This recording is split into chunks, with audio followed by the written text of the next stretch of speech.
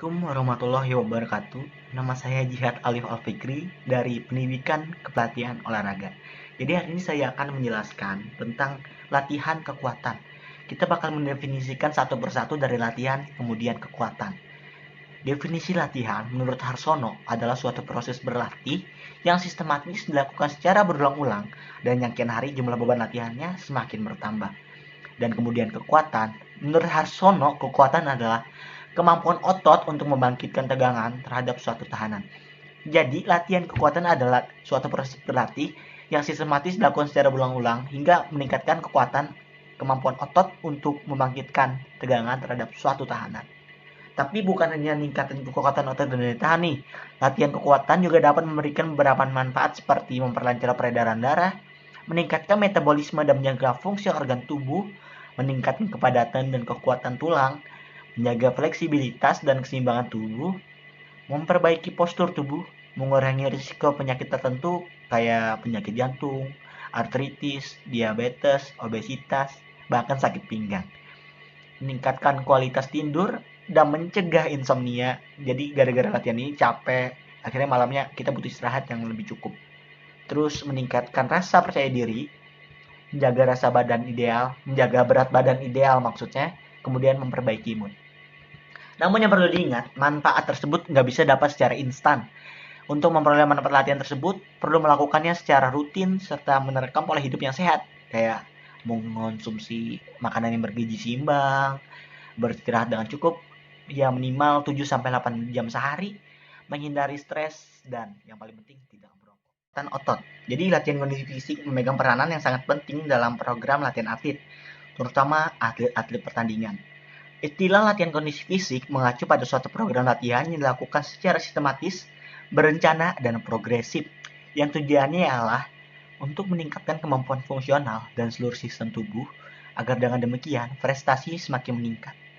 Salah satu faktor yang mendukung kondisi fisik adalah kekuatan, yaitu kemampuan untuk melakukan kontraksi guna melakukan tegangan terhadap suatu tahanan, sesuai dengan batasan kekuatan, atau yaitu kemampuan otot untuk membangkitkan tegangan terhadap suatu tahanan.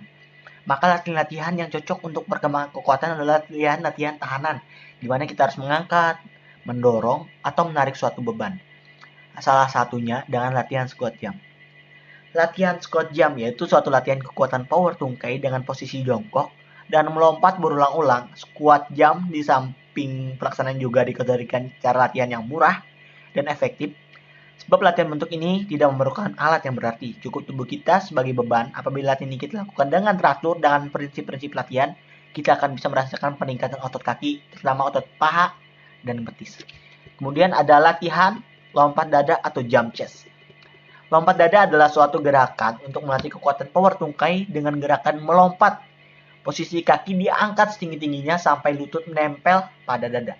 Latihan ini cocok untuk segala macam olahraga yang menggunakan kekuatan power tungkai. Kemudian ada latihan lompat tangga atau jump leader. Lompat tangga adalah suatu gerakan melompat pada tangga dengan interval dan ketinggian tertentu sesuai dengan kebutuhan. Suharsono menyatakan kekuatan otot dalam kemampuan otot untuk mengatasi tekanan atau beban dalam menjalankan aktivitas untuk mencapai prestasi maksimal. Hal ini berarti bahwa kekuatan otot menentukan keberhasilan sebuah aktivitas. Semakin besar otot, akan semakin ringan kerja otot dalam mengatasi tahanan dan beban. Semakin kecil kemampuan otot, akan semakin berat dalam mengatasi tahanan dan beban. Kemudian ada latihan sprint 50 meter. Sprint 50 meter adalah gerakan lari sepanjang 50 meter dengan kecepatan semaksimal mungkin. Latihan ini biasanya digunakan untuk melatih ketahanan dan kekuatan otot kaki. Latihan dilakukan sebanyak 18 kali pertemuan selama 6 minggu dengan 3 kali latihan setiap minggunya. Yang ingin memulai program latihannya, kami ada sedikit tips nih. Jadi kita dalam 1 minggu latihan dilaksanakan 3 kali pertemuan. Setiap kali pertemuan memerlukan waktu kurang lebih 90 menit. Ya misalnya hari Senin nih mulai jam 14.30 sampai 16 jam, pokoknya 14.30 sampai jam 16.00. Itu bisa kalian lakukan seminggu 3 kali, misalnya Senin, Kamis, dan Sabtu.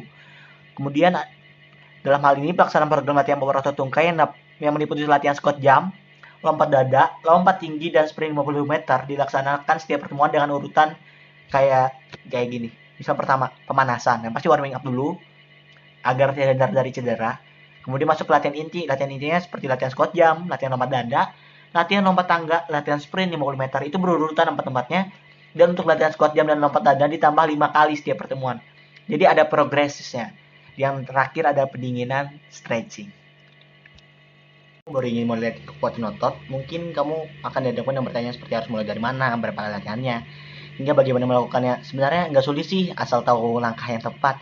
Jadi ada Hannah Davis dari CSCS personal trainer sekaligus spesialis latihan kekuatan. Latihan kekuatan otot ditujukan untuk melatih kerja dan kekuatan otot tubuh melalui gerakan tubuh memotong alat olahraga. Bukan hanya itu, masih banyak keuntungan yang dapat didapat dengan melakukan latihan ini.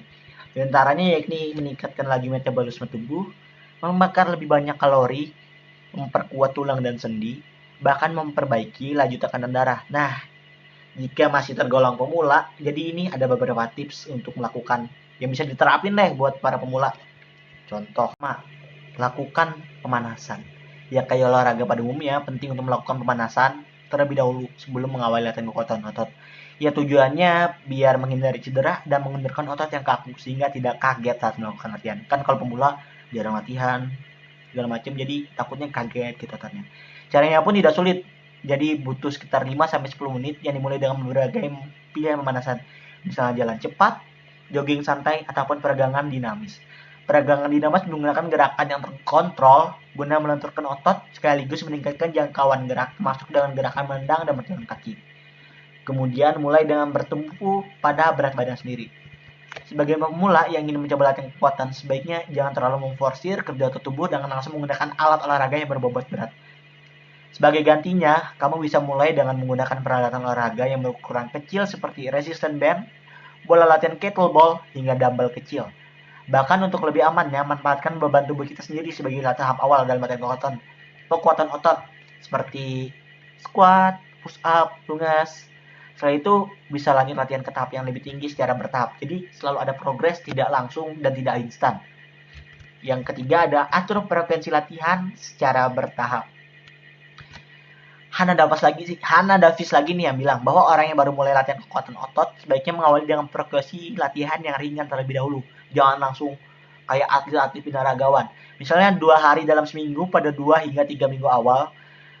Setelah itu kamu bisa nambah frekuensinya jadi 3 hari seminggu. Ini tujuannya agar menyusahin tubuh agar tidak kaget dan lebih terbiasa dengan latihan ini.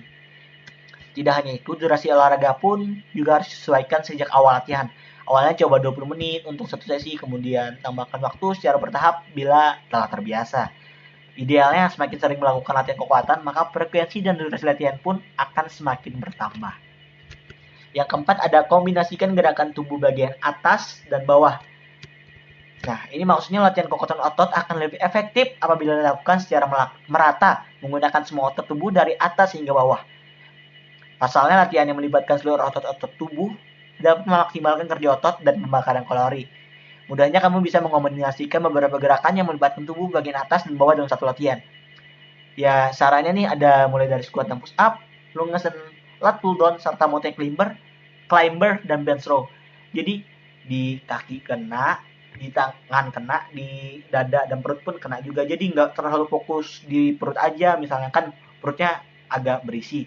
Jadi kita ingin melakukan latihan perut mulu, nggak gitu. Jadi latihan kekuatan otot itu agar semuanya dilatih juga dalam satu hari. Kaki dilatih, paha dilatih, perut dilatih, dan tangan juga dilatih. Kemudian yang kelima, konsisten dengan gerakan yang sama lalu kembangkan. Ya, orang yang telah andal dalam melakukan latihan kekuatan otot bisa melakukan latihan dengan berbagai alat dan gerakan yang selalu berbeda setiap harinya. Namun bagi yang baru mulai harus mengikuti hal tersebut jika memang belum nyaman. Sebaiknya tetap melakukan gerakan yang sama selama 2-3 kali latihan guna membangun tingkat kebugaran dan kekuatan dasar.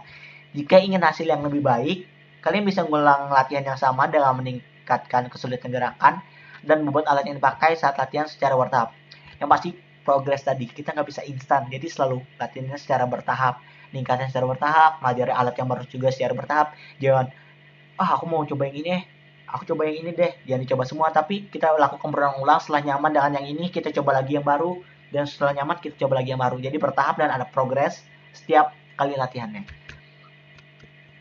Dan yang terakhir, lakukan peregangan dan pendinginan setelah latihan.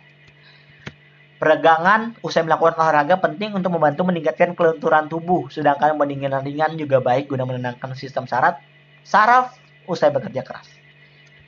Dan yang terakhir, sangat-sangat terakhir, setelah udah selesai latihan, pemanasan segala macam, ke latihan intinya, kemudian ke pendinginannya, kita harus mengistirahatkan tubuh. Nah, sebagai pemula dan latihan kekuatan otot, mungkin tubuh akan mengalami sedikit nyeri dan sakit karena masih tahap beradaptasi. Itu sebabnya usai melakukan latihan ini, kalian dianjurkan untuk memaksimalkan waktu istirahat. Pasalnya bila kamu terus-menerus melaksanakan kerja otot tanpa menyediakan waktu istirahat untuk pemulihan, maka otot akan mengalami kesulitan untuk memperbaiki dan membangun dirinya kembali. Demi hasil yang maksimal, sisihkan sekitar 48 jam alias 2 hari untuk benar-benar memanjakan diri dan melakukan kegiatan ringan dan mengoptimalkan istirahat. Jadi istirahat juga penting ya. Jangan diporsir mulu tiap hari berulang-ulang, jangan. Tapi ada rest selama 2 hari. Yang paling ideal 2 hari seperti itu. Terima kasih, itu saja yang bisa saya sampaikan. Wassalamualaikum warahmatullahi wabarakatuh.